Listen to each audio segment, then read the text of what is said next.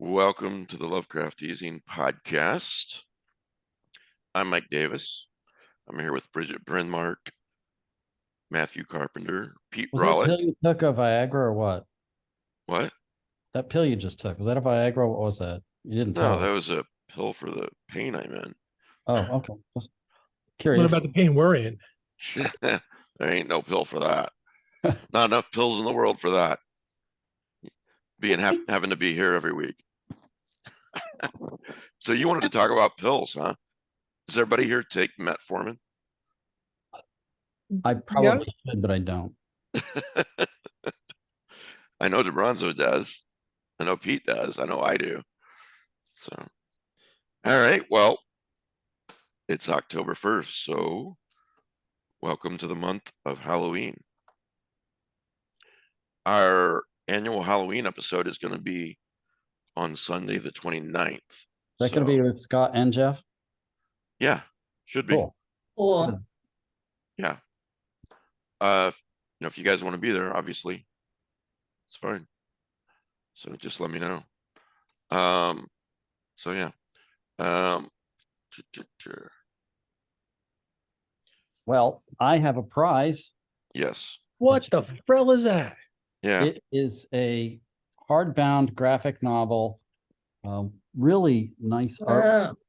The series is called Glow. It's kind of Rooney, kind of steampunky, kind of post-apocalyptic on the edge of a desert. It is by Roy Chow and Vincenzo Ferriera. If you want to win this, send an email to easingprizes@gmail.com and put Glow in the subject heading. We'll draw a winner in about 6-7 weeks. You might win, you never know. But if you don't enter, I know you won't. Was this another Kickstarter?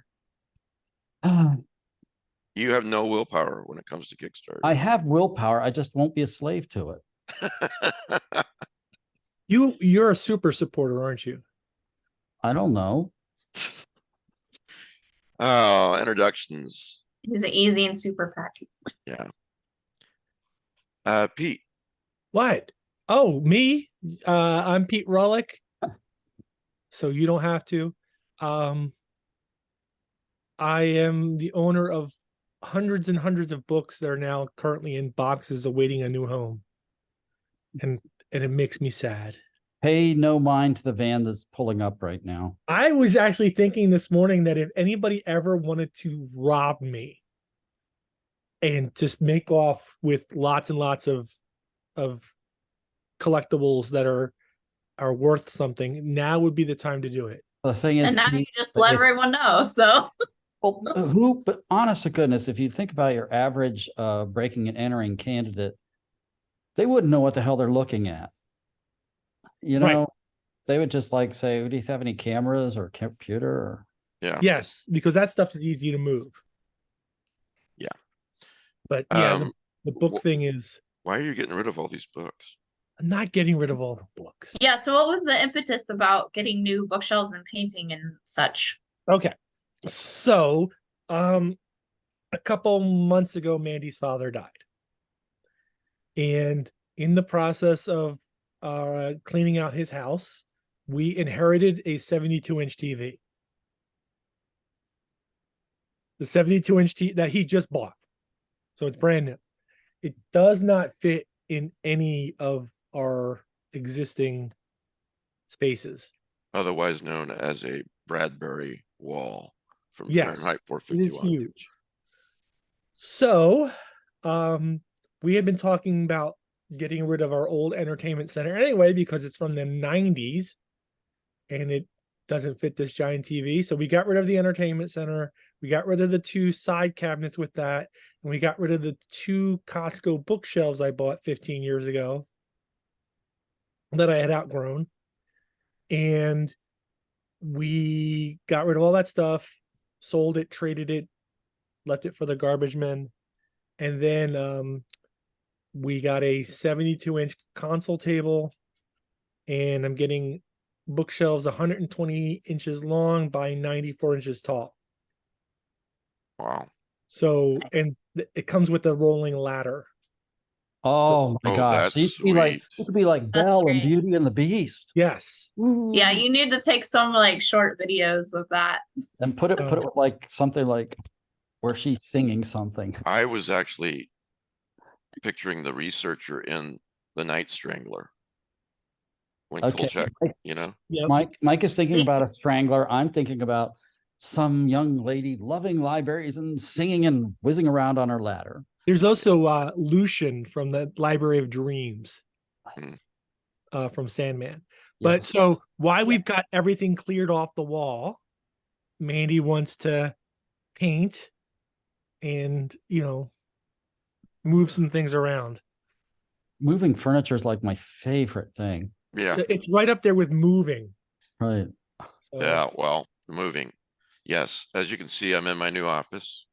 yeah, that looks nice. Thank you. I still have some things to finish up.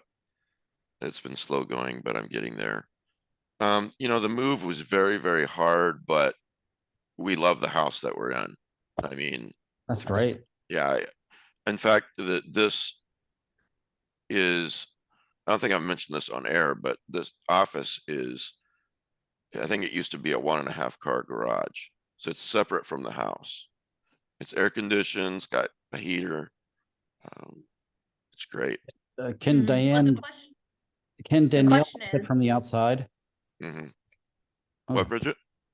no, I was saying the question is, do you have a little fridge with little cans of the like margaritas You mean like she had soda? on Evil? Actually, Danielle said she never uses her little fridge in her classroom, so she's gonna bring it home for me. Nice. There you Yeah. go. I But just thought that was so funny about that show. Every time she was in her little garage office, she had a little half can of margarita. That rings a bell, but which show is it? Was it? Evil. Oh yeah, Yeah. yeah. It's actually just like the office in her office in Evil. That's So, awesome. yeah, You could hadn't thought stock of that. that. You could stock that fridge with anything, like a couple cans of beer. I mean soda. Soda. Oh, Got some soda. Got some soda. Got some pop. Uh, yeah. So I'm really, really happy about it. Just yeah, I'm in a lot of pain from this move. But anyway, Bridget. oh yeah. Hi. Hey everyone. Hi. Hi. Hello. If Bridget, you don't I don't know know, who you are. you don't know who I am. Somebody might be listening for the first time. Besides That's Bridget, true. wants to talk If you- talk about Composaline. Yeah, so if you don't know me, hi, I'm Bridget, Hi. artist, composer, musician person. And it is time for the 3rd annual Composaween that I am hosting. So if you like songwriting or composing out there, I put out a prompt list on my Instagram, and so you can follow along with the prompt list. And basically every week we all write a little mood piece. Doesn't have to be 20-minute symphony.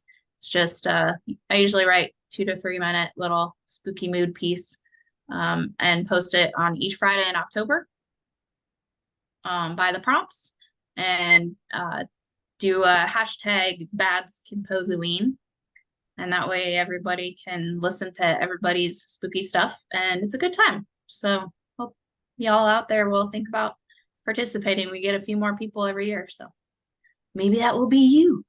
And then I post my spooky songs each week to my YouTube as well. So, oh, you're muted, Mike. Sorry about that. Are you also doing this on Facebook? Yes. Okay, so 3 places. Instagram. What's your Instagram? Babs the Composer.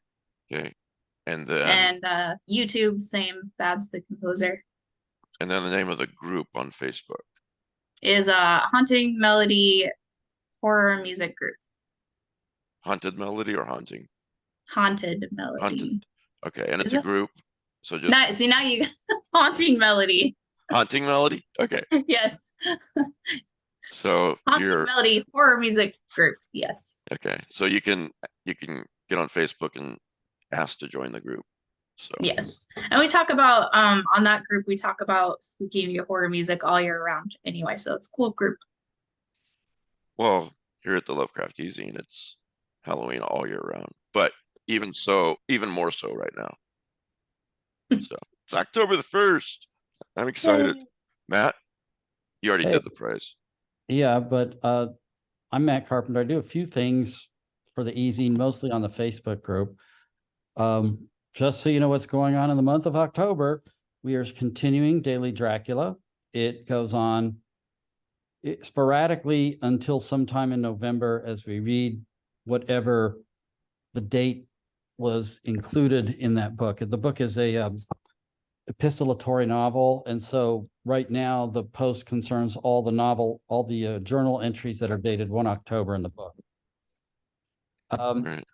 We are also continuing the Lovecraft reread. If you go on the Facebook group, most recently we are discussing the Dream Quest of Unknown Kadath. We are a little over halfway through his works, and coming up next in a few weeks will be the case of Charles Dexter Ward. So if you want to actually get into the weeds with Lovecraft, you're welcome to do that with us. This is on the Lovecraft Easing Facebook group, not the page. So And one other thing, well, a couple other things, but the one thing I did want to mention is this is the 1st of October, which means if you're inclined, now is the time to pull out your copy of A Night in the Lonesome October and read chapter yes, this Yes. Roger Thank you Zelazny for reminding novel, me. illustrated by Gahan Wilson. Each chapter concerns a day in the month of October. So there are 31 chapters. And it is written with Mr. Zelazny's mordant humor, but it is essentially a Lovecraftian story. So a lot of us, you can just read the whole thing through. You can read it any day of the year, but a lot of us will pull it out and starting on the 1st of October, read a chapter a day. It's a kind of fun way to experience it. yeah. I had communicated, oh, very nice. Right. Nice. I had communicated with Gahan Wilson at one point, and this is something that just happened spontaneously. It's nothing the author had ever expected anyone to do, but it's just something fans like to do. And last but not least, talk about movie night, what you guys watched last night. Okay, so we are doing Lovecraft Easy movie night just about every week on Saturday. A small group of us click in onto Hyperbeam and watch a movie together, and sometimes they're great cosmic horror, and sometimes they're not so great, not so horror. But Mike was kind enough to sign in for Hulu for me last night, and we watched the movie No One Will Save You. A relatively new movie, minimal dialogue. I don't really want to spoil it. I will say I thought it was an extremely well-written movie. I thought the script was very good. I thought the woman who acted the part did a very good job of conveying all the moods of the piece. And I really liked it. I wasn't scared at all, like not even a bit, but there are parts that are disturbing that make you go, oh, wow, man, oh, or what's going on? And trying to figure out what the heck is going on while you're following the lead person around. It was just a very engaging experience. I think anybody who likes this sort of genre would like it. I don't know if it qualifies as cosmic horror, but I really enjoyed it. I watched that a couple nights ago. Actually, we watched that in Orlando when we were at the John Connolly signing. And I gotta tell you that I had thought that the MacGuffin for her not talking was going to be lame, but actually it works out really, really well. The fact that she has no one to talk to is integral to the whole plot story. It was also quite poignant when you figure it out. Yeah. Mhm. And it plays perfectly into the ending. And that ending is just the ending is the scariest part of the whole film. I gotta say, we got to talk about that afterwards because I don't want to say Yeah. anything about it. Yeah. For That's a spoiler good reasons. idea. I've seen it. halfway Same. through. And I had some moving thing came up the other night. I had to stop. But I'm watching the rest of it tonight because and there's Yeah. no dialogue in this film except for one Yeah. scene. So Bridget, what do you think? I really liked it too. It was like you were saying, there's some really tense moments that aren't personally scary, but they were definitely creepy. And you Yeah. can imagine yourself being in that situation, being terrified. But Yeah. Yeah. yeah, No, it was good. And honestly, good. I liked the 1, 2, 3, 4, maybe 5 alien designs. I thought they worked out really, really well. Yeah, I'm not really partial to a gray type of alien because it's so cliche, but who cares? This was really well done. And, the way it was written, this shy, introverted, scarred woman handled herself amazingly well. Like, I would have been blubbering in the corner. I thought Yeah. it was really well written. And, Mhm. go ahead, Bridget. I was just gonna say, I think that's why the aliens took an interest in her, because she Yeah. Don't she go fought any back. further. Okay. Yeah. All No, right. that's all I'm gonna No. say. Maybe we But should stop there, you guys. It's up to you. even the job that she does, the profession that she has, that she pays whatever bill she has with, that is so poignant with the whole rest of the film. Man, you guys have convinced me to get on the second half of this movie right away. You have to watch it. It honestly, it's like Matt said, it's not fundamentally scary. First of all, I don't think there's a lot of jump scares. I Hmm. but Which I I'm glad think about. I like the way they did it. I think overall the thing that makes this film work is how the ending is just so fucked up. Okay. So Yeah. Did you guys see the trailer for this film Nope. before you watched it? Once you all mentioned it, I said I don't want to No. Yeah. think Okay. about it. And I had actually read like a half a review of it that said that they hated it because there were too many preconceived issues that like just didn't meld together. And I'm thinking after now that I watched it, you didn't get the movie. Whoever wrote it just didn't understand it. And I think that for once somebody had a vision and put it all together and all these different loose ends worked together. yeah, because I think the person who wrote it directed it. Yeah. Yeah. Well, Mm.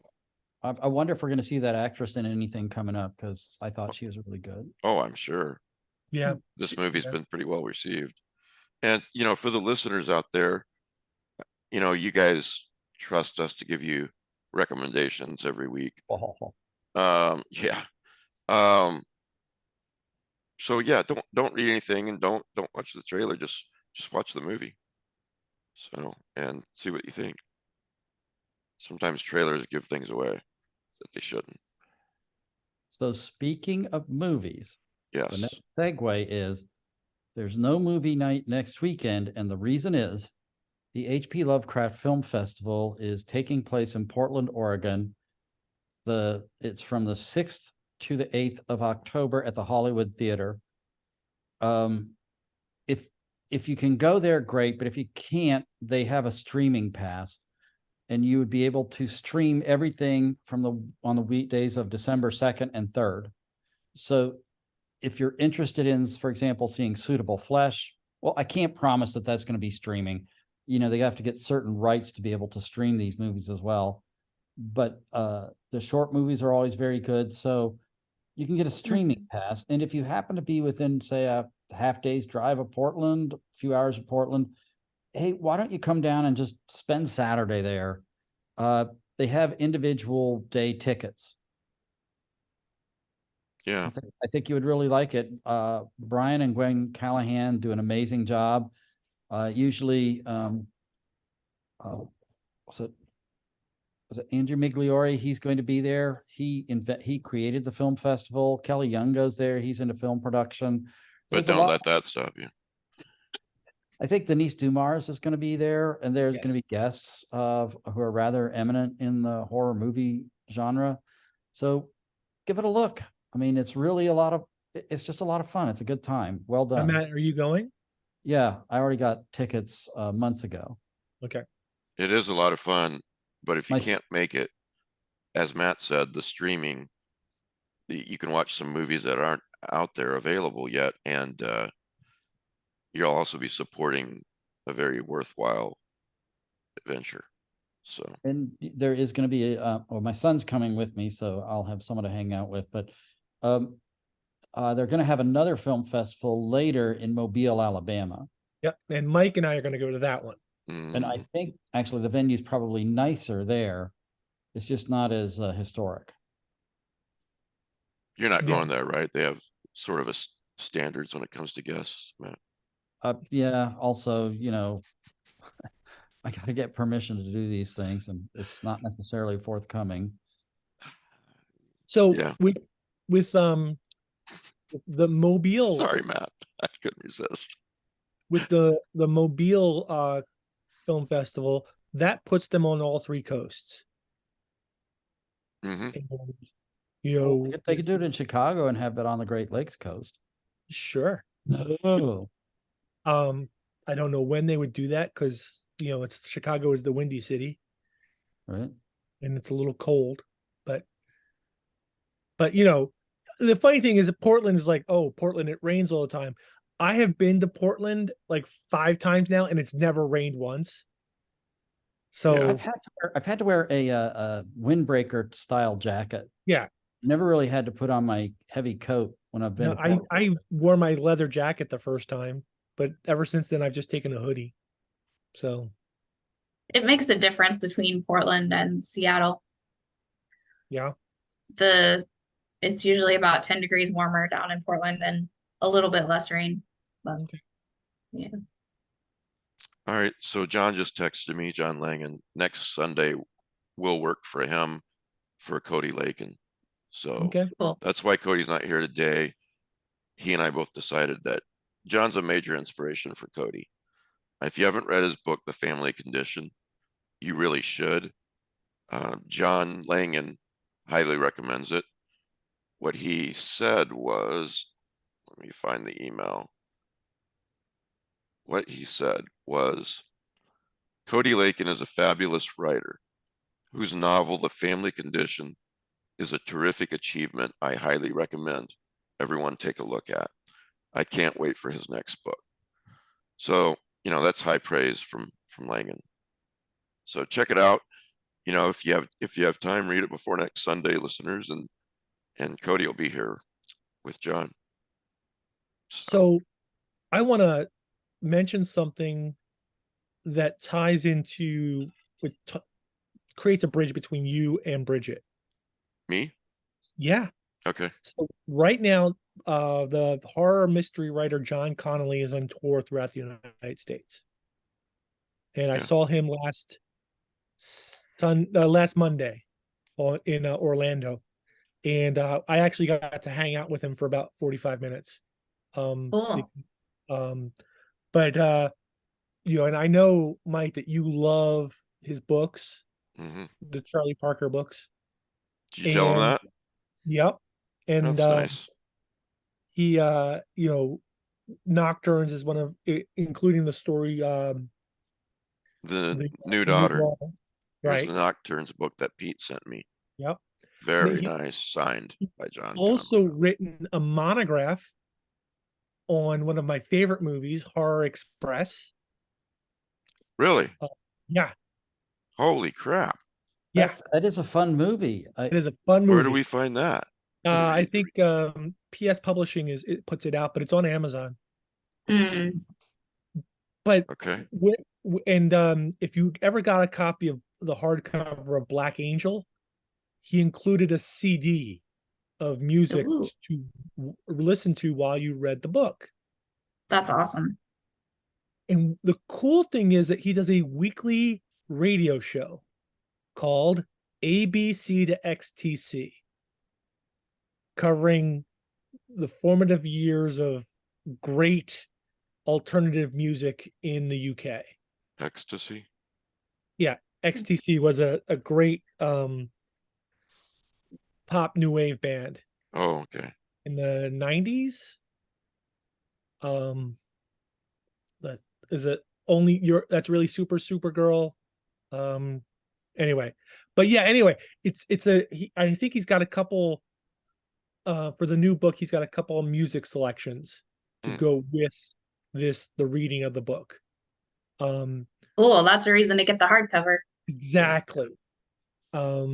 So I don't think the new one comes with a CD, but it comes with a music list or a link or something like that. I haven't around to it yet, but yeah, he's really cool, really well informed about music and how music makes people feel and why it's important to meld music with books. And I'd seen this done a couple times in the late 90s as well. To see it being done again is kind of cool. Oh, There yeah, was it is. there was a sort of time period where books came with CDs of recommended music. And it sort of went out of fashion, but now it's back. Pete, did you get him? Did you ask him if he'd come on the podcast? He had said have your people contact his people. Okay, I can do that. He has, he's on tour. He's not going to remember any of this stuff. Okay. But yeah, he has an assistant. I think her name is Kate. Yeah, I've emailed her before. She's real nice. Yeah, I'll do that and mention that we sat down and talked. That'd be great. It would be I great to get appreciate him it. on the show. Well, it was nice that he didn't say no. No, but also just a real nice guy, very personable. The signing was actually a small, intimate event in a winery. It was limited to 30 people. Neat. So That's great that you got to be a part of yeah, that. he after he finished talking, he came over to our table and he said, "You guys just stay here. Let me deal with everybody else, sign all these other books, and then I'll come back to you guys." And then he sat with us for like 45 minutes and chat until the bar kicked us out. That's so great. Yeah, we had a really good time. He's a nice guy. No, Really, wait, okay, gasp. You closed down a bar again. yeah, Of course. what do you mean again? We always close down bars if we can. So if we percuss your abdomen, is the liver down to the pelvic brim yet? No, but because I've been taking my milk this. Okay. Look, if you have not Hey, read, DeBronzo's coming on. yeah, if you have not read John Connolly, you should. His Charlie Parker series. I've said this before, but we're always getting new listeners. Hey, DeBronzo. Hey guys, how we doing? Good. We're Welcome back. always getting new people. We're okay. The Charlie Parker series is it's a really good detective series that melds the paranormal and the supernatural, but not it's just sort of, it's kind of a background thing. Yeah.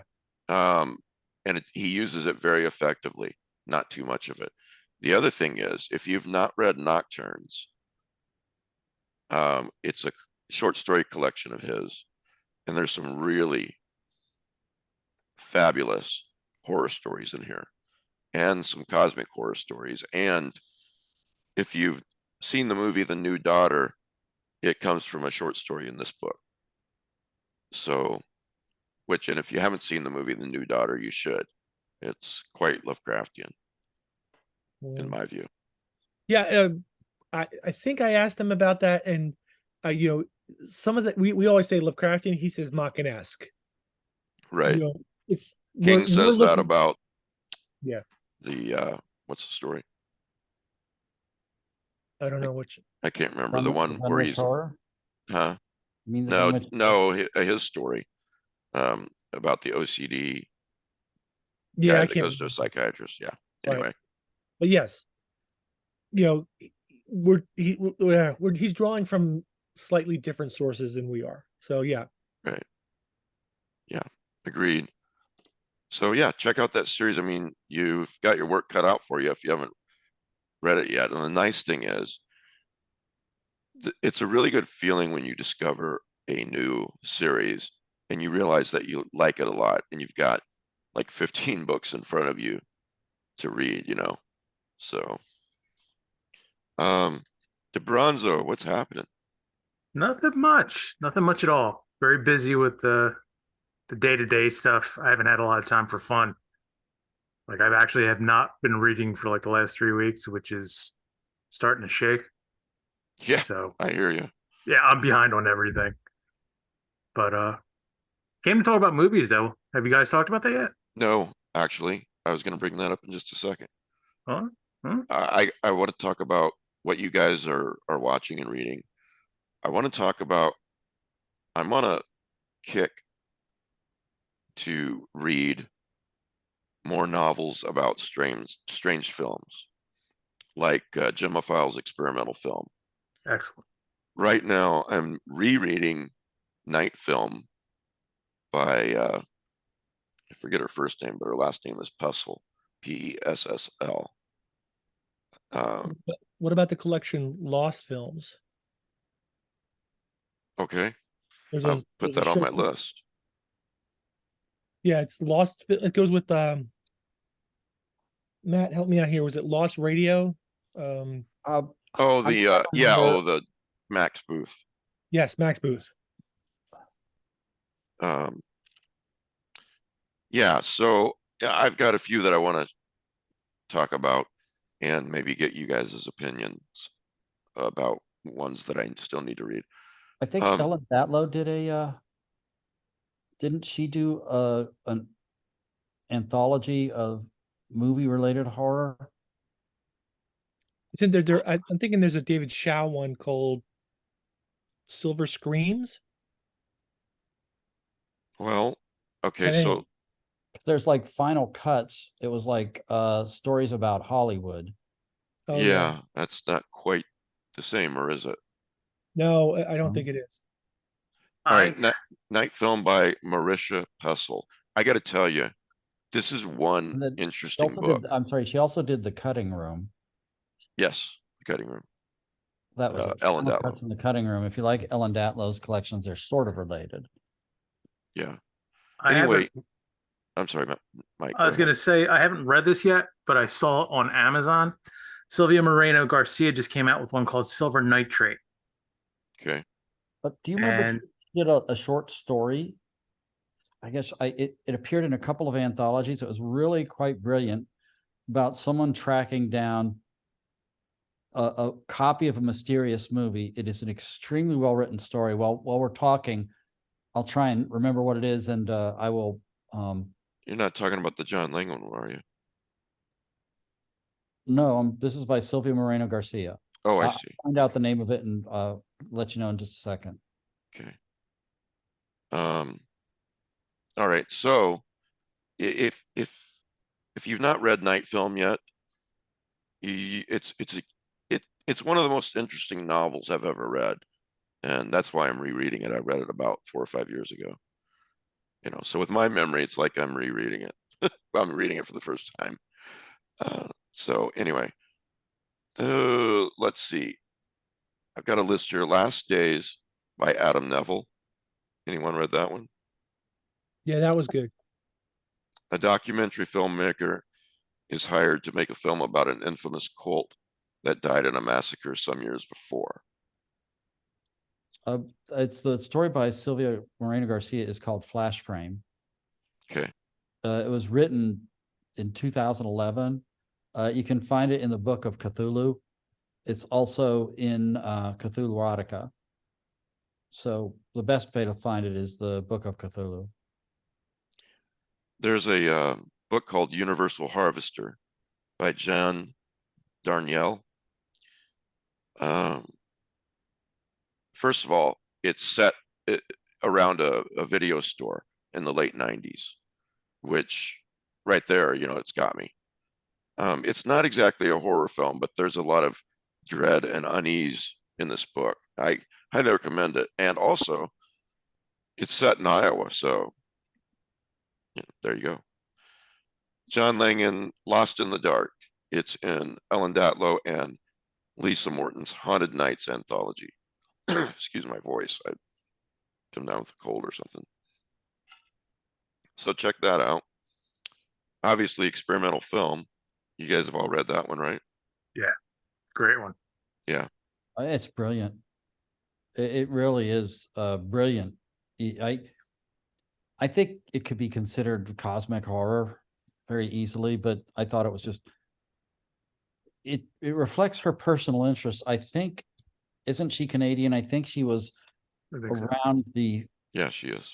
independent movie scene in Toronto for a long time. I may be getting the city wrong, but this was her thing. She was really into that scene for real, and it informs the book in such a way that it reads very, very real. There's authenticity to it. It's Yeah. one that it's like it's definitely on my reread list. Yeah. It's and there's not too many that make it anymore because there's so much, Right. to read out there. So I believe it's also on Audible too.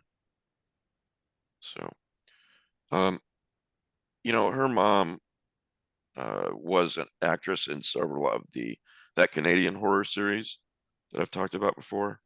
Audio drama series, sorry. Can't think of it. I can't think of much today. Danielle gave me her cold. Here's We one should I not. Go what? ahead. But I was going to mention Memento Mori by Brian Hauser. That's the one I was trying to think of. Thank you. Go ahead. Memento Mori by Brian Hauser is a King in Yellow tie-in about a filmmaker. It's got multiple layers. It's a guy searching for like underground films who is able to find articles and whatnot about this supposedly lost film that he can then is able to write a story about the people who are making the film and who eventually go the way that all such things go. It doesn't end well for anybody. Mike, you're muted. Damn it, I keep doing that today. Pete told me about this novel several years ago. We had Brian, him on. what was his name again? Yeah, we had him on. Brian Hauser. Hauser. Yeah. And after reading it, I had to 100% agree with your opinion of the book, and we got the author on the show. So you can look up his name. How do you spell his last name, Pete? Hauser. Okay. Go to YouTube and look it up. But it's just a brilliant film, or excuse me, book. So, any others you want to mention? I'm gonna plug my short story, Sure. Alien Nation, which is an interview with a guy who's making a film about a guy. He's making a documentary about a deep one that is in the film industry. Is he's like playing Creature of the Black Lagoon and stuff? He plays like he makes horror movies, and it's called he's accused of using green face. And instead of black face or yellow face, he's green face, but he's real. He's a real monster. There are real. This is sort of an alt mythos story where the mythos monsters are real, and this guy just happens to make money, playing monsters for like Star Trek, and the Dunwich Horror. And So really, you just interviewed Jeffrey Combs, right? yeah, kind of. Yeah, I was. It's like, yeah. Where can we find this story? It's a good question. It's in my short story collection, which is out of print. Is it on Kindle? I don't think so, because I think the publisher went out of business. Hold on. Let me see if I can. Well, while you look, I just want to say this. I want to do a blog post this weekend or Monday at the latest with a list of films like this. So look for that on the Lovecraft Easing website, and you can sign up for email updates there. It's a low traffic email notification. Any of you, I'm sorry. No, Any of you read Ramsey Campbell's Ancient Images? I haven't read it. Right. It's Yes. on But my that's- list that I'm starting it to. It's on my list of things to get to by him. I'm reading the description, and that definitely fits the bill. Alien Nation appears in the Fossil Lake collection, which was edited by Christine Morgan. And nowhere else. Well, in the my short story collection, but that is way out of print. Okay, Fossil Lake Fossil Lake. anthology. Yep. All right. I'll include that in the blog post. And heck knows there are enough horror movies about finding that one particular movie that you shouldn't. You know. That's true. We can get to that. I want to stay on books for just a minute, if that's okay. Oh, sure. Because it's just a really interesting, sub niche or whatever you want to call it, subgenre, and it fascinates me. And all of these things, and remind me of like is it the Nick Cage movie 8mm? Oh yeah, man, I saw that in the theater. That wasn't Nick Cage. Oh, It was yeah, too. that was a Nick Cage movie. Oh, that was a Yeah, horrible. Gandolfini's in it, and Yeah. Joaquin Oh my Phoenix God. is in it. yeah, Um, An I'm early role. thinking of what was it? Super 8 by Super 8, yeah. No, No, this is about yeah. snuff films, Right. and it's No, very disturbing film. You yeah. remember everything that Nick Cage, I remember this scene more than anything in the movie, and it's been 20 years or so since I've seen it. Yeah. This scene, everything that his character has been through in the movie, everything that he's seen, all these horrible, horrible things, and it scarred him. And there's this scene at the end of the movie where he's raking leaves in his yard. You remember that? And it's just, Yeah. I don't even know how to put this, but it's his way of, I just want to be normal. I want to do normal things, rake my normal yard. I don't ever want to see this shit again. It's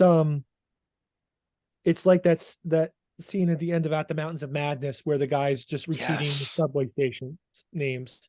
Something normal. Yeah. But the thing that gets me about 8mm is that if you could take that film and just replace all the horror scenes that are in it with Lovecraftian scenes, and it would work. Right. You wouldn't have to alter that movie that much to make it a Lovecraftian film. It's truly, your typical Lovecraftian protagonist learns things or goes through things that, Right. Scars him for life or drives him to suicide, or he ends up in an insane asylum. Yeah. So that's a good point, Pete. I never thought about that. 8mm is a great film. And Right. Yeah. Just okay. It's if you're in, look, I watched it twice. I never want to see it again. It's right up there with The Mist. See, my issue. Yeah, it's very this- disturbing. I didn't especially for enjoy me. it that much. I gotta say, I thought this was when I still thought Nick Cage was going to make good films instead of Nick Cage movies. You didn't like the the Dracula movie? With Oh, Nick Renfield Cage? is the best thing he's done in ages. I also enjoyed Color Out of Space, but in all those shows, he's playing Nick Cage. And that's why we love him. But let's keep in mind that it's the same problem with Batman. Anything that Batman appears in becomes a Batman book Right. or movie or whatever. It's hard not to have that happen. The And, story immediately becomes about Batman when he's But Nick Cage is Nick Cage. He brings a certain gravitas to films. Now, it's not always a good gravitas. gravitas. Gravitas isn't the word. I don't but know if thought- gravitas is the word. I thought it was a certain mania. That's fine. Whatever. Hey, well, Clint Eastwood always plays Clint Eastwood too, and It's the worst at that is Brian Blessed. I mean, but I don't know who that Nice. is. Hawkman he's from an Flash actor. Gordon. Oh, my God. oh yeah. He just became more himself as time went on, and in the most updated version of Tom Jones, he played the Squire. It's just get him off, man, get the hook. Anyway, I'm going to reconsider about 8mm Pete in terms of it being a Lovecraftian movie, because I didn't enjoy it, but I don't think it's a Lovecraftian movie at all, but I think it would no, be I mean the easy to idea. make it one. Yeah. But I really didn't enjoy it at all when I saw it on release. No, well, I think it's a disturbing film, and I don't think it's meant to be enjoyed. I think it's meant to create a visceral reaction, and Ultra disturbing. Yeah. it does that. You know, when you talk about Brian Blessed, it kind of reminds me of that line in Phantom of the Opera where the ghost has sent a note to his the owners and says like Carlotta needs to be taught to act, not her usual trick of strutting around the stage. And that's what Brian Blessed ended up doing. He just became this overwhelming presence. Right. And it didn't matter what part he was in, he was always playing Brian Blessed at that point. All right. To continue, I have not read this, but it's going on the list. Jonathan Carroll apparently wrote a book in '89 called A Child Across the Sky. Anyone read this? No. Okay. This is a very interesting subject. I don't know many of these movies or books. It really does fascinate me, so I'm glad to hear that. I'm reading this from Matthew Pridham's WordPress website, pridham.wordpress.com. And he says, in A Child Across the Sky, director Philip Strayhorn, before committing suicide, sends his best friend Weber Gregston a videotape. Strayhorn, after years in Hollywood struggling for success, hit the big time with his midnight horror movie series. In these movies, Strayhorn plays Bloodstone, a vicious slasher killer who makes Jason Voorhees and his cohorts look like amateurs. I won't read the whole paragraph, but this looks really interesting. This is going on my list. Obviously, Flicker from '91. Have you guys read that one? Yeah. Yeah, I have heard of it. I don't know that I read it. Flicker. What do 1930s horror movies? You'll like this, Matt. Ancient and suppressed religious sects and the song Bye Bye Blackbird have in common? When young film enthusiast Jonathan Gates stumbles across a cache of the lost films of an obscure director named Max Castle, he has no idea how radically his life is about to change. That's hilarious, Matt. Well, that's what you said. Did I? I did not say ancient religious sects. Yes, I said you did. ancient religious Play it back. sext. You, Mike, not me. Yeah. No, You're the one with the problem. Okay. No, you, Matt. Yes, we both have the same problem. You have sex, not sex. So yeah, there's some really great books that I haven't read either. Ring. I didn't know that was based on a book. Yeah. Yeah. Yeah. And I think Wow. there's 2 sequels. Spiral. Spiral. Yeah. All right. I think it's 3. Yeah, by Koji Suzuki. The books are actually way better than the films, and I have all 6 films. I've read Ringu, and I read his short story collection with Dark Water in it. It was really good. Yeah. While we're talking about this, if you watch us on YouTube, comment with any that we may have missed that you've seen, any books about strange films, anything in this little genre. Even if you don't watch on YouTube, maybe you listen on Spotify, head over to YouTube and find this one and comment for us. DeBronzo. Yep. Help me out here. It's Pulse. And oh yeah, it's I think the Japanese name is Karu or Cairo. Yeah, something like that. That's linked to what we're talking about because it's monsters coming through your TV and all other electronic devices. Yeah, it's been ages since I've seen it. I actually have it downstairs. But yeah, I guess you could conclude that. Yeah. Yeah. It's a creepy movie too. It's not based on a book, but the movie I was trying to remember that falls in line with that is a Korean movie called Warning, Do Not Play, where it's also called Angion. Yes, that's the Korean name of it. And it's a student director who's trying to hunt down a film that's supposedly directed by a ghost. Right.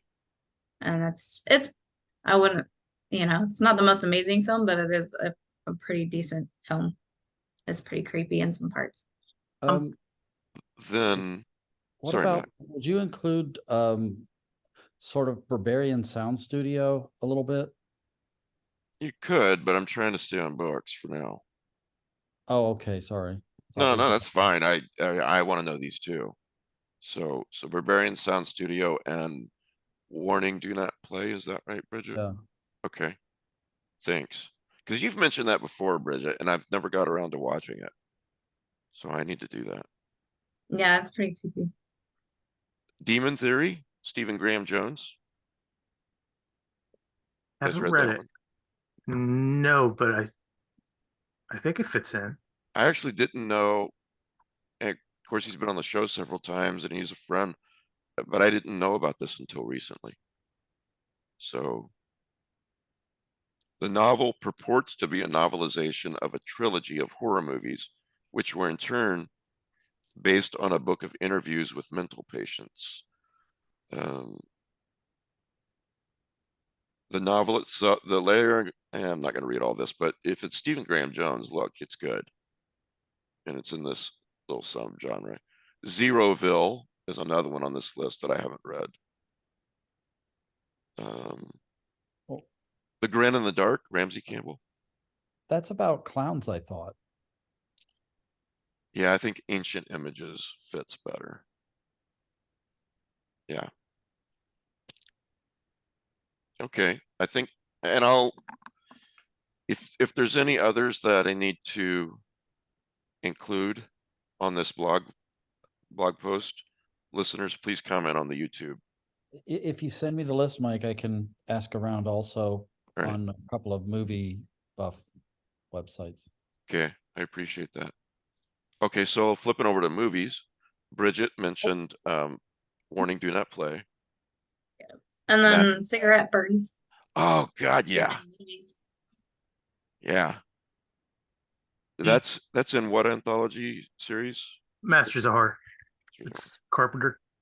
You can watch it. I think it's available on Prime, the individual episode. Well, Bridget, tell the listeners a little bit about this if they haven't seen it yet. Oh gosh, Cigarette Burns. Yeah, your typical rich people want to get their hands on something that's forbidden and they hire somebody to do it. And this chance it just happens to be Norman Reedus. So and then stuff unravels as he seeks it out, of course. And then it all falls apart. So It's got a really good ending. I actually really liked that one. me too. Sometimes the premise is great and then the movie doesn't deliver, but I liked that one. I thought the ending was cool. Would VHS fit into this list? I'm not sure because it's basically about people investigating weird films or lost films or that kind of like that. I have one. I know some of us have seen it, but I can't remember the name. It's set up like a mockumentary. It's the French lost movie by Millet or something like that. Right. Yeah, we watched that on movie night, didn't we? I think Curse of the Demon or something like that. No, not Curse of the Demon, but something with the demon. Fury of the Demon. Does that sound right? Boy, No. I do not I know what you're so- talking about too, and I can't think of it. Yeah. I I haven't seen watched it about the same time as I watched Antrim. Antrim was, yeah. Antrim was bad. And then I go back and I found out that Antrim was made by my least favorite studio. Uncorked? Disney? Yeah. It is Fury of the Demon. Fury of the Demon? Okay. Fury of the Demon, yeah. I don't. Did we watch that on movie night? It's not ringing a bell. It's Because I think at the end of it, we were all like, what the hell did we just watch? So we probably all forgot about it, I think. Oh, in regards to movie night, Matt. Yeah. Well, listeners, first of all, if you want to get on a movie night, go to if you're on Facebook, look up the Lovecraft e-zine Facebook group, not the page, and ask to join. And Matt posts in there when movie night is going to be, and you can vote on what to see next and so forth. First thing I want to say, Matt, is if I don't say it enough, thank you for hosting movie night every Saturday. It's just a really nice thing that some of the e-zine listeners, viewers love to do. Second, I did a little research yesterday and I found out that I can sign up for a plan where we can get more than 12 people in there. So Is that going to cost more money, Mike? Because I maybe a tad more. I'm still doing research, but I think it's worth it. I think it means a lot to some of the people in our community, e-zine community. The number of viewers goes up and down. The least it's ever been is say 5 or 6. So there's like this hardcore of a few people who always show up, but it's never really gotten much over 10 till the last couple of weeks. We've been over 11, and the limit for the room is 12. And there was only one night where we had to have some people be turned away. Well, it's a sign that it hasn't happened yet, except the one time. It's a sign that the movie night is growing, and that's a good thing. So if it starts to get near 12 or at 12 consistently, let me know and I'll put the new plan into effect. Okay. And so I'd love to have 100 people there every Saturday night, you know. Sure, it'd be great. We do a fun side chat, and the movies. We have seen some great movies, is all I can say. You know, some dogs. Yeah, there's some bad films. But you know. This Fury of the Demon, thanks, Bridget, for the idea. I think I'm going to put that on the list because I don't think I've seen it. And it sounds to me like it'd be perfect. Here's the thing about the Lovecraft e-zine. There's two things. There's content and there's community. And I love both. And as far as the community goes, watching basically an e-zine movie night, you're watching a movie with other listeners, other people in the community, and you can text chat while the movie goes. It's really nice. It's a cool thing.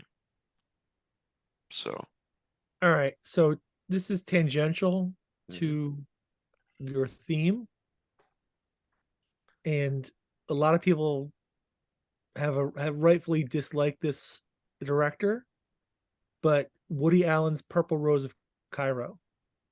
Okay. Seen it? No.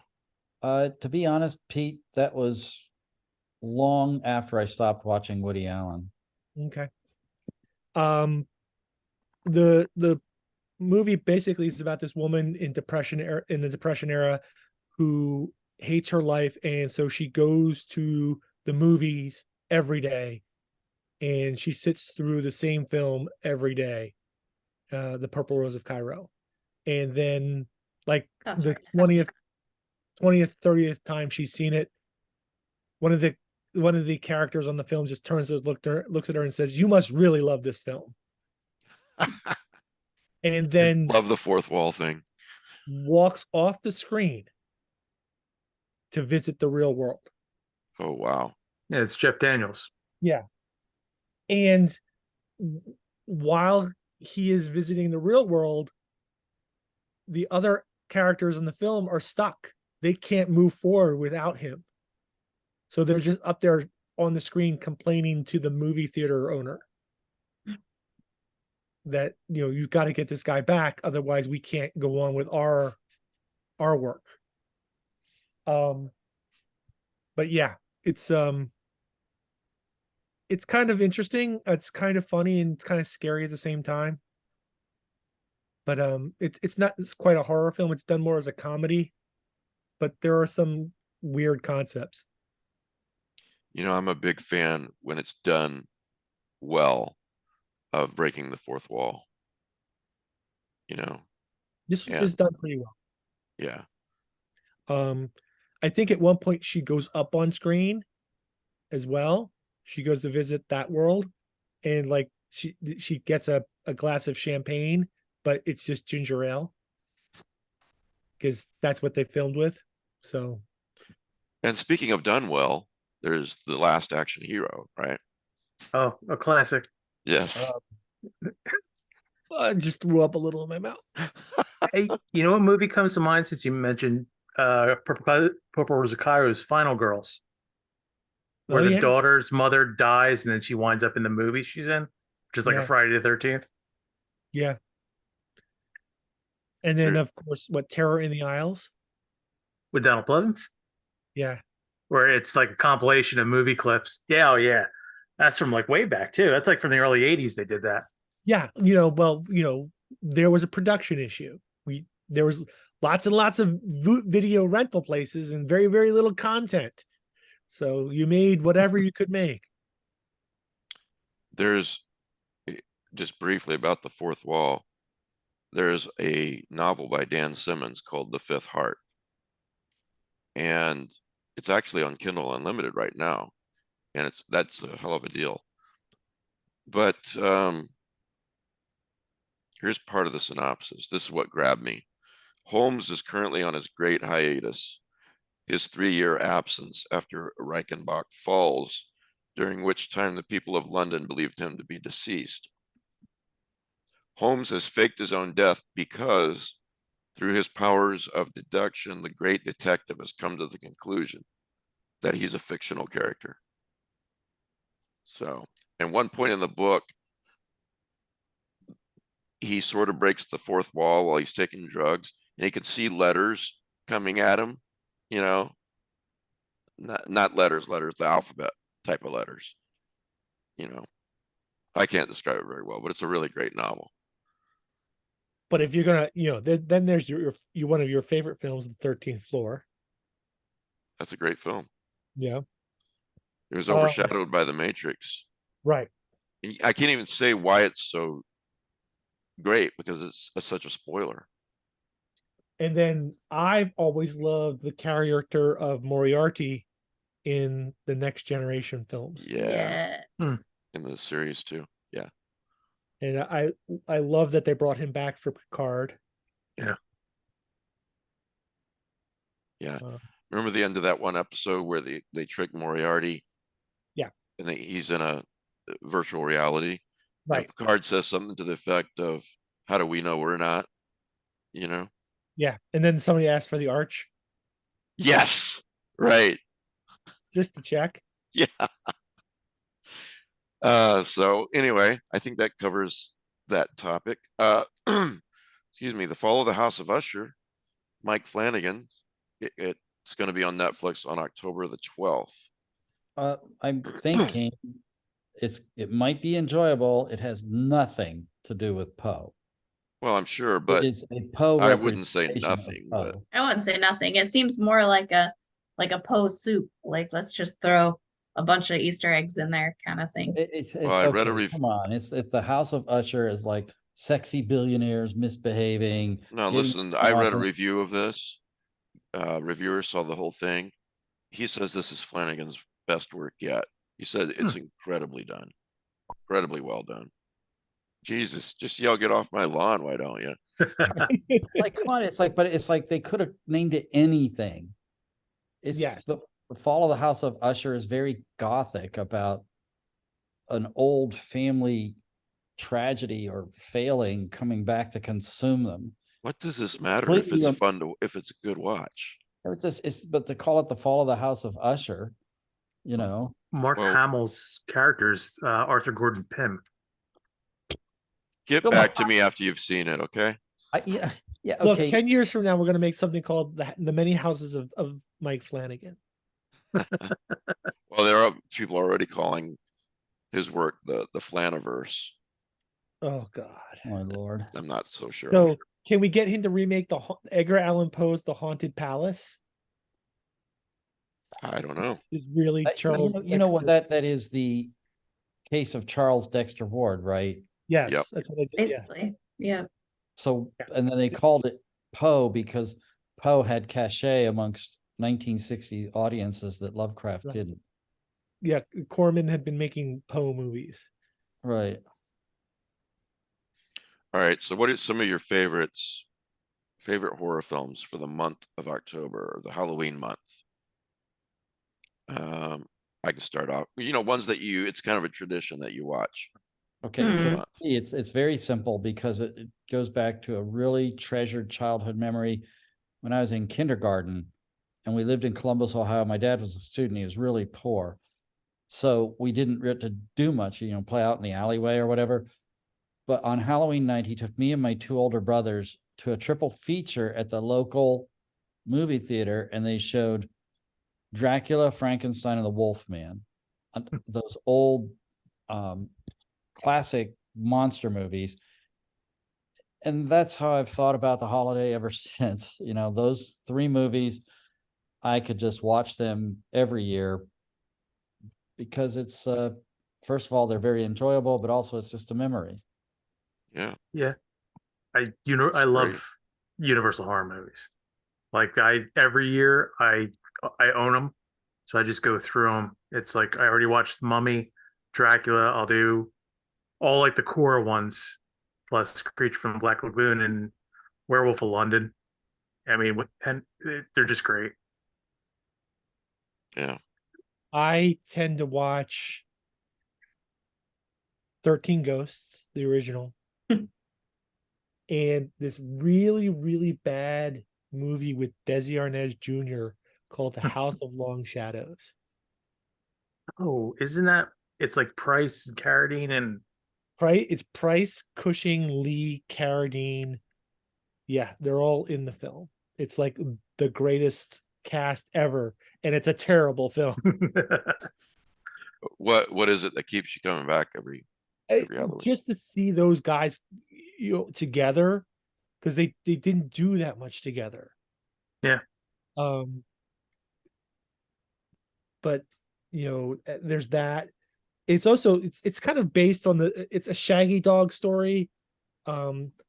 It's been out for decades now. So basically this writer makes a bet with his publisher that he can write a gothic horror novel in a weekend.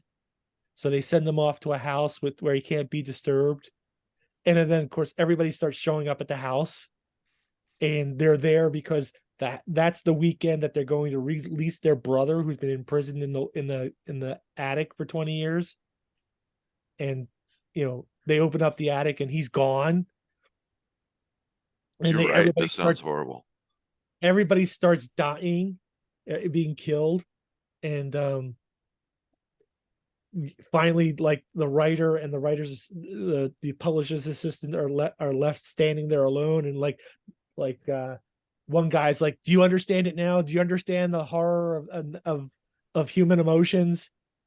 And then, like, everybody all of a sudden starts popping up one by one and walking out. It's all just to make sure that he loses the bet. God. You spoiled it, Pete. Yeah, it's not that good of a film. I was going to watch it, but fine. Now I don't have to. Now you don't have to. That's the point.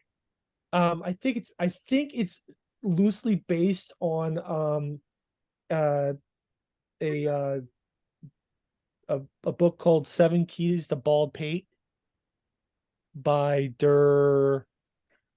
what's the guy who wrote Charlie Sheen? Guy who wrote what? Not here. He would know off the top of his head. Hold on, I got it right here. It's on my walls. Earl de Biggers. I'm kind of worried about Rick. We haven't seen him in a few weeks. Yeah. I'm gonna call him tomorrow, I think. All right. On him. That'd be good. Yeah. Maybe together a phone call with all of us if he's around. It's a good idea. Nice. Mm-hmm. I like to watch Trick or Treat every October. That is a great film. Yeah. Yeah. Mm-hmm. It's and this is a hard question because we watch horror movies all year round. So yeah, that's true. October. You can admit if you're watching the Hallmark autumn movies.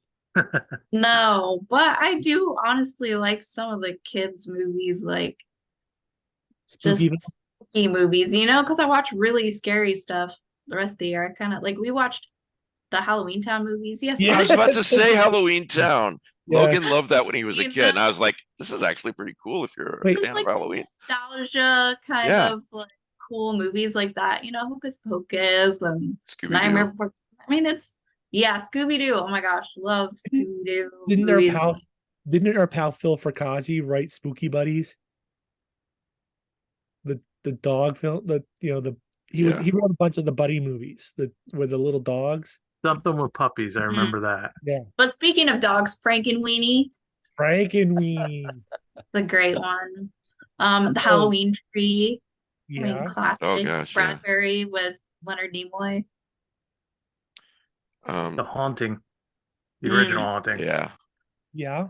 I have oh, I'm sorry, I didn't mean to cut anybody off. No, go ahead. I was just gonna say I have there's kind of like a set list I always go through every year. It's like Yeah. the Universal horror movies, Hammer movies, and over the time I've just collected them. Like TCM is usually they tend to do this, not always the same movies, but there's a core. And over the years, I just kind of I like them so much, I just bought them. So I always have 20 or 30 that I might not get through all of them, but I go to them, and they're usually classic movies.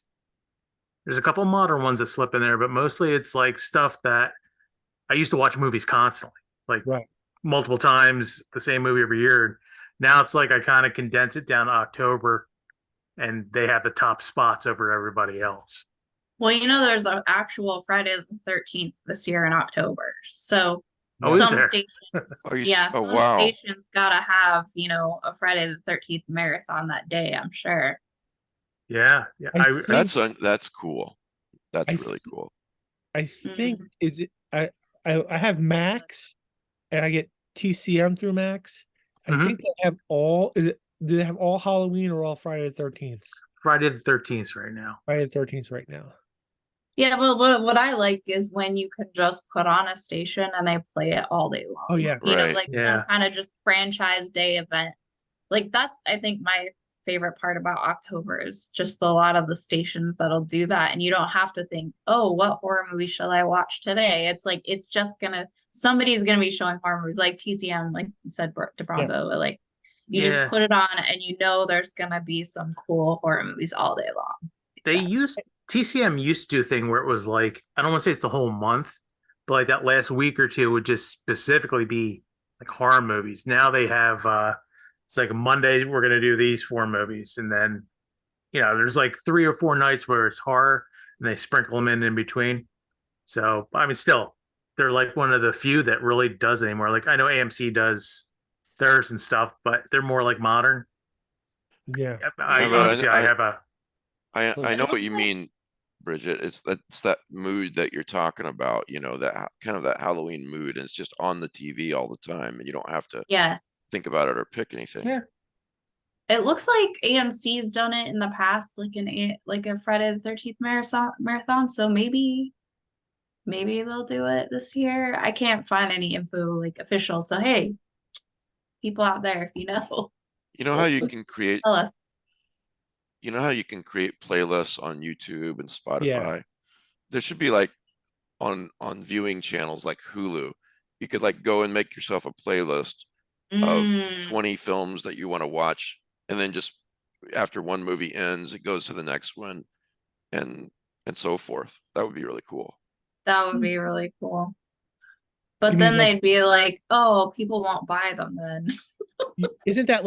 Isn't the Shudder live feed just what we want here? Actually, yes. Pretty much. Yeah. It's just super unpredictable, Right. but enjoyable. Yes. I actually Right. did that. When was that? A weekend or 2 ago. They had a whole bunch of Gallo on, and I pretty much just watched that all day. It was awesome. Yeah, that's a good point, Pete. They do show some crap on that live one though too. Yes. Look, you have to weigh the good with the bad. Yeah. You take the good, you take the bad, you take them both. There you have the facts of life. Trick or Treat is just totally about Halloween though. Mhm. It is. That's true. I like to rewatch obviously The Fog every October. The Salem's original, Lot. not the remake. The original, yes. I'm a big fan of the original. DeBronzo sent me a fog poster for my new office. Yeah. That is true. Thank Do you, Mike. do you have the You were fog great. there on your Okay, shelf beside you? DeBronzo, you're sucking up to Yes, the I do. vlog, making us look fine. Thanks. This It is was the oh, this Dennis is the Etchison. novelization of The Fog Yep. by Dennis Etchison. Yep. And it's got, first of all, Etchison was a really great writer. Yes, he was. And Pete, are you the one who told me the story that someone watched the movie once and said, wow, it looks like it was written by Dennis Etchison, which it wasn't. But then they come to find out later that the novelization was done by him. Right. There's a lot of scenes in this book that are not in the movie. So it's really Right. cool. It's a good book. Yeah. It's a good book. Yes, I do have that on my shelf. Salem's Lot, the original, obviously. I'm not a big fan of slashers, but I do love the Scream series, especially the first one. The very latest one was crap. The one in New York. Yeah, Yeah. I couldn't even get through it. Quatermass in the Pit. Oh, That yeah. always makes it. The It's problem is you signed- can't stream it right now. What, Quatermass? The what's that, 5 million years to Earth? Is that what that is? Yeah, yeah, alternate title, yeah. I've not been able to stream it. Look on TCM's schedule. They always play it every year, just a Oh, okay. DVR it. I see. But you can get on Blu-ray too. Yeah, the Depends issue how with much of a fan. Blu-ray is I can't really share Blu-ray movies on Hyperband. Oh, yeah, gotcha. So I next, also, go ahead, Pete. my next Friday, my local theater is playing Killer Clowns from Outer Space and Freaks. Would that be Friday Nice. the 13th? No, it's the 5th Oh, or the 6th. Or maybe it's a double feature with Attack of the Killer Tomatoes. Or Hell See- Came to Frogtown. Hell Kid the Frogtown is so much fun. It's ridiculously bad. And yet, and so yet, fun. I tend to rewatch Ghostbusters. I like both 1 and 2. I know everyone's going to agree with me on this. The Simpsons Treehouse of Horror series. That's a lot of fun. Those are always good. Now here's Okay. The new Disney's like Muppet Haunted Mansion. Oh, I like that. yeah. Amazing. With Gonzo. It's so cute. I love Yeah. Gonzo. What about, is Something Wicked This Way Come streaming? Oh, that's a good Mm. one too. It is not. I've got the DVD. But yeah, that's one that I rewatch just about every October as well. I'm pretty mean, sure that's I just- I saw it for the first time in October, like in grade school or something. I mean, it's so great. Mhm. You can't ever approach anything as great as the novel, but it comes damn close Yeah. in my view. Now here's one I always have to watch every October. Millennium, the TV series, the Halloween episode. Okay. All right. Yeah, it's great. You're not seeing it, Pete? Yeah, I have. It's pretty good. Yeah. Yeah. I've actually got the first couple of minutes of that film on YouTube. If you're watching on YouTube, scroll down to the playlist of atmospheric film scenes or something. I forget what I called it, but it's on there. So there's a film that I watched like 3 times when I was a kid. Oh, and while we're on this subject, I'll flip Equinox. Oh, I always shit. watch Equinox in October because, it's just, if they had had any money and any actors, they could have done something. But it's also because Fritz Lieber is in Equinox. But the movie DeBronzo, I watched this 3 times when I was a kid, and I've never watched it again. But it's on Turner Classic Movies right now. What, Equinox? Oh, I'm sorry, go ahead. Laser Blast. Oh, fuck yeah. It's on Tubi too.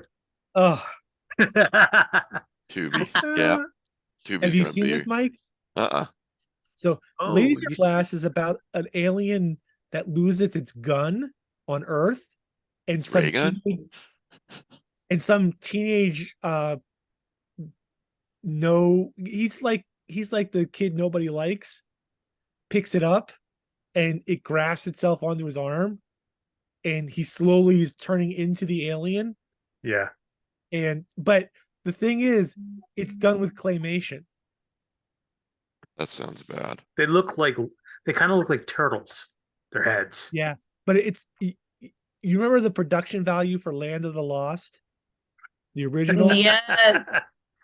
Amazing. Land of the Lost production values were a little higher than the Yeah. Oh my god. Oh my god. And the kid looks like Mark Hamill light. Yeah, He Yeah. could be a Corvette Summer, like a stunt double or something. It was that double. it's I'm not a just good have the film. image of the raft going over the water. Yeah, Thanks. but it's Thanks. really, really bad, and I know it's really, really bad, but I watched it 3 times when I was a kid because we only had like 8 channels, right? Yeah. It showed up a couple times on my TV as a kid too. So It's like I've got it on the watch list. I just haven't been able to make myself watch it yet. well, because it's even though you know it's bad, Yeah. you're gonna find out how bad it really is. Yeah, you're probably. I'm not going to argue that fact. And No, the no, funny no. thing is, I think it's set in Texas. Oof. Could So- be. Yeah. It looks like Yeah. Equinox is on Max, by the way, too. Yeah, I was just noticing that. All right, goals. We have to watch it now. but the fun thing about Equinox is like you could see how they did it, and it's kind of it's basically a student film, and they pulled it off. I mean, forced perspective stuff and all that. It's not well done, but they did it. And okay, 5.2 stars on IMDb. yeah, That's It's more like than two. that's more than 5. Yeah. Yeah, that's So- actually pretty decent for a horror movie on IMDb. Listen, I watched something last night that I just like. This is really, really bad. Why does it have 5 stars? What was it? Uh, The Legend of Barabit, Evil Takes Root. Why, Pete? Why? That's like, That is a clunky ass title. That should have been your first warning. wow. You know, Did you actually go into this thinking there's a chance it was good? no. But every once in a while, I'm pleasantly surprised. Well, You listen, know? if you're watching on YouTube, folks, comment with the movies that are sort of a tradition for you to watch every October. You know, Be fun to hear from everybody. it Yeah. will be. I'm really interested to see what the viewers, listeners come up with. And the other thing is, commenting on YouTube really helps the algorithm. So, Mhm. hell, I First got thing- nothing else to say. Say hi, Mike. Hi, Yeah. Mike and the gang or whatever. So, So update, it does look like AMC is going to be showing some Friday the 13th movies on Friday the 13th, but not in order. Why? what? I don't- What? That's lame to me, The- but The 3 from 2, 3, and 4 all take place in like what's it, 48 hours when you figure it out. but they're showing the 2009 one at 8 p.m. Like that's the prime time. That's Yeah. the jewel of the franchise. Yeah. So there's that, I guess. Curse, Yeah, it's so it's- another one. I'm thinking of as we're talking. Curse of the Demon by Jacques Tourneur. I always watch that every Halloween too. Oh yeah. Oh, Highly recommend it. And if you last like one. Go ahead. Sorry. well, go ahead. Oh no, I got a couple books. Like if you like Hammer and Universal horror movies, I don't know how well you can see this. Oh man, that's Oh awesome. wow. What's the title for those who are just That listening? looks It is gorgeous. the Hammer Horror Story, the authorized history of Hammer films by Marcus Hearn and Alan Barnes, with a foreword by Christopher Lee. And this Hold big that up monster. again, Mike. Oh yeah, sure. Let me get Nice. it. That there. looks horrific. Yeah. Yeah, it's really great book.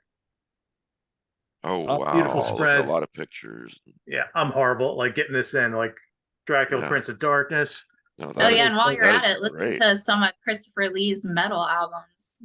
Yeah, I know about those too. Isabel is got- going to thank you so much. Yeah, I And you bet. got this big guy. What, That's awesome. what's the title? It is Universal Studios Monsters: A Legacy of Horror by Michael Mallory.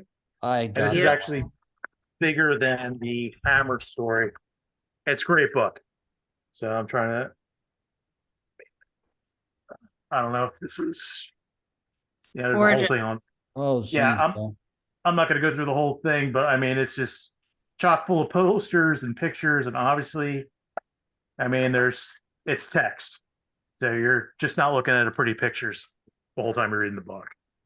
So if you can find those, I think they may be out of print, but you can, if you hunt for them on Amazon, sometimes you get them for a decent price.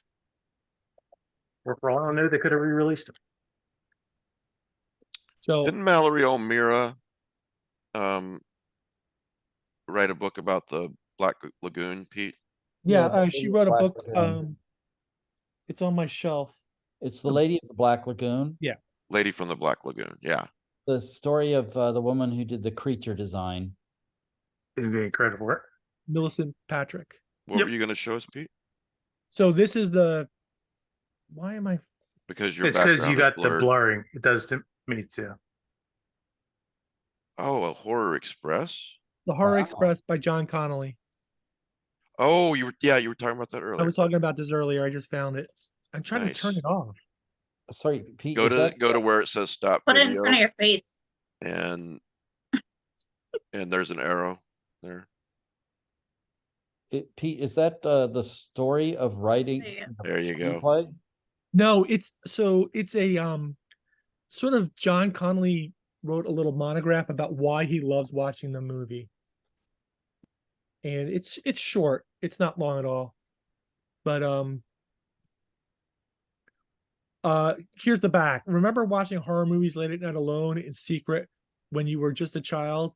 The special thrill of forbidden fruit, the delightful dread that one might cause nightmares. Is there one film that stands out for you? One film in particular that defines that experience?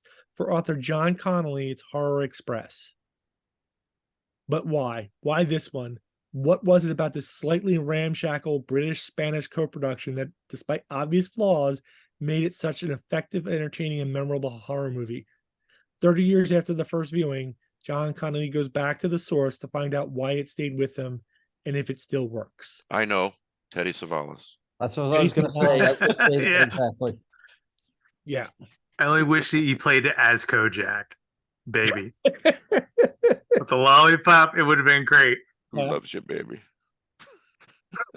Actually, there's a scene that line works with. Oh, That- isn't he? He's at the station. He's busy. Yeah. Yeah. Busy. Yeah. Last one, but not least for me, at least what I could think of today is Lake Mungo. But we've Mm. talked about that before. You'll watch that every month, though. I mean, let's be honest. Yeah, let's face it. It's Lake Mungo all day, all the time. Hey, I'm in very good company with this movie. So, yeah. So again, folks, comment on YouTube with your favorites to watch during the month of Halloween. So maybe you'll come up with some that we didn't think of, and I mean, we integrate it into our obviously didn't tradition. mention Halloween, but Oh, I mean, yeah. I'm a classic, so I guess it was kind of a given, so we didn't mention Legend of Hell House. That's a good Coraline. one. You know, I still have never seen it. that. Hell House LLC is coming. There's a new Oh. one coming out this month. Did you Yeah. see that? Is there really? Yeah, it's Yeah. like a prequel, right? Kind of. Yeah, So It goes Ish. back. Yeah. way back, I think. Before So- it. Oh, I'm sorry. Go ahead. no, finish. I think it's something about the Carmichael is in the Mhm. title, and it's predates the Abaddon Hotel. You've seen the movies, you know what that means. So I'm actually really curious to see it. Rich Bunting texted me to let me know. He's like, guess what's coming? So Yeah, I think The it's thing, the Rich, 20th I or love something. Rich, I but want to say it's later. Rich loves everything. He's not a critic. He's an enthusiast. A So gourmand, not a gourmet. You know, he Mike loves asked me everything. why I watched Barabit, the evil takes root. So we But- didn't have to? So you didn't have to. Exactly. But also, because every once in a while you find things like Hell House LLC. Yeah. Like there's nothing in the description or the preview or anything that says that this is a good film. And And I I think the 3 films are great. I think The they're good. first one is scary. yeah. It's like you guys said, it's out of nowhere. Like it was on Amazon. I kept passing it by. And I'm like, I think I watched it out of boredom because I couldn't find anything. I'm like, it's going to be some cheapo, filler. And I'm like, this is really fucking creepy in a lot of spots. Yeah, it is. And It is cheap, creepy filler, but it's good. They made a Yeah. good film.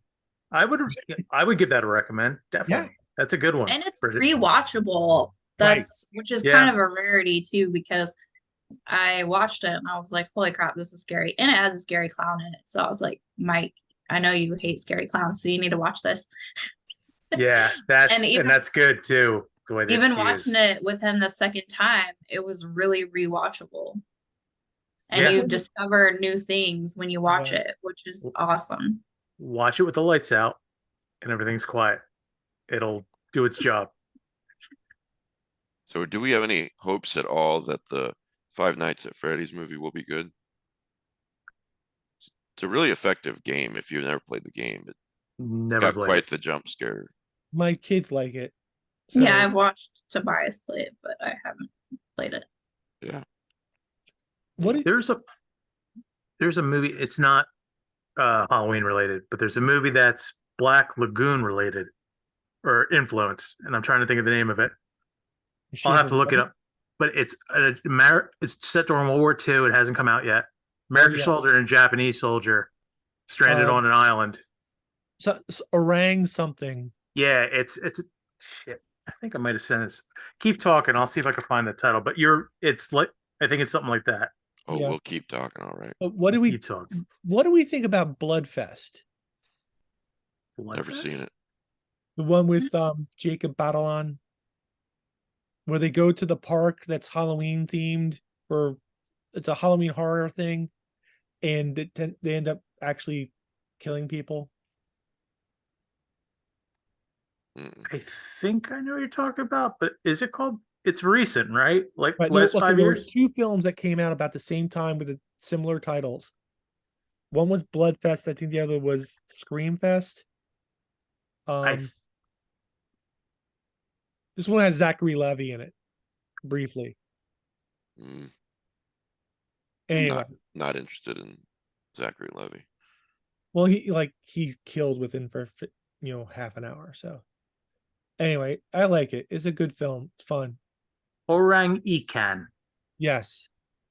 I'm trying to find there's the Bloody Disgusting article about it. So I don't know if it's going to be any good. There's no, there's just basically the bare bones plot they let out, but that's it right now. But if it is good, it's a cool premise. 2 enemies that kind of find that they have a mutual threat. It's like the movie Enemy Mine. Right. I was just thinking of that. I love Enemy Mine. That is a good flick. Zombies get 4 or 5. Yeah, good. But it doesn't have Stuff. a fish man.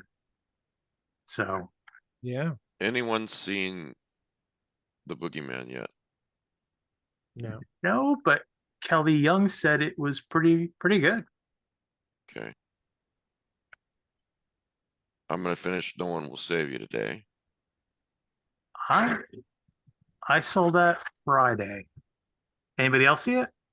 Yeah, we were talking about it, I think, before you got Talking here. about before you got here. Okay. You thought it was one of the best movies we've seen in a long time. I have Mike hasn't finished it. I think it's really good up until a point. Oh, It's the that's not third what act. anyone else said. Well, then you're wrong. I tend to well, you know what? Then I'm wrong and proud of it because All right. So let's plan on next week doing a spoiler-filled discussion of that film. In the sounds good to second me. half. Okay. And I probably won't be here, but I won't be here. Yet. Well, then let's wait. I'm not doing it next week if you guys aren't gonna be here.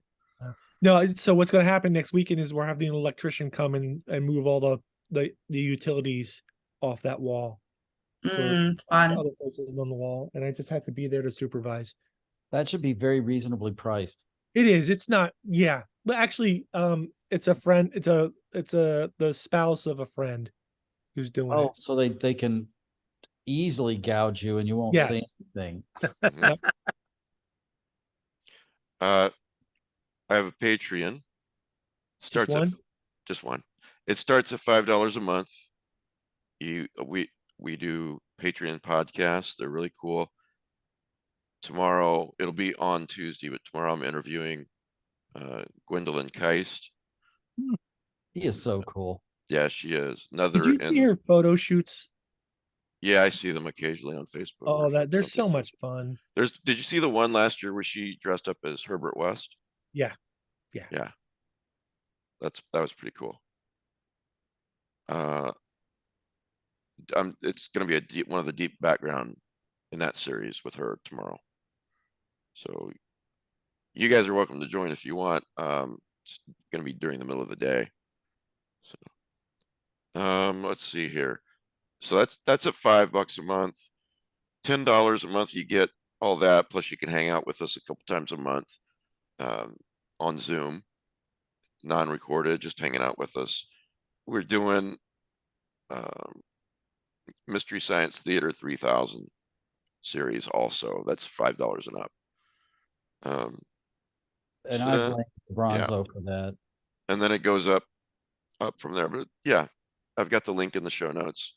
And really, if it's not for that, I couldn't do this. That's what keeps us going. So thank you to all the Patreons. Thank you very much for doing that. Yeah. All right. Welcome to October. Yes. 30 days to I Halloween. have the experience. Mhm. October. I can't remember the last time there was a Friday the 13th in October. Been a long time. Drawing a blank. ago, Yeah, it's pretty cool. I can still remember. All right, guys, got anything else? Yep. Remember, if you want to win this really nice graphic novel called Glow, send an email to easyandprizes@gmail.com. Put Glow in the subject heading. Winner will be drawn in 6 or 8 weeks, and it could be you. You never know. Well, to all of you watching and listening out there, I hope you're having a good week. Thanks for listening to us, putting up with our chatter. And we will see you next week with hopefully John Langan and Cody Lakin. So thanks for being here, guys. Thanks everyone for watching and listening, and we will see you next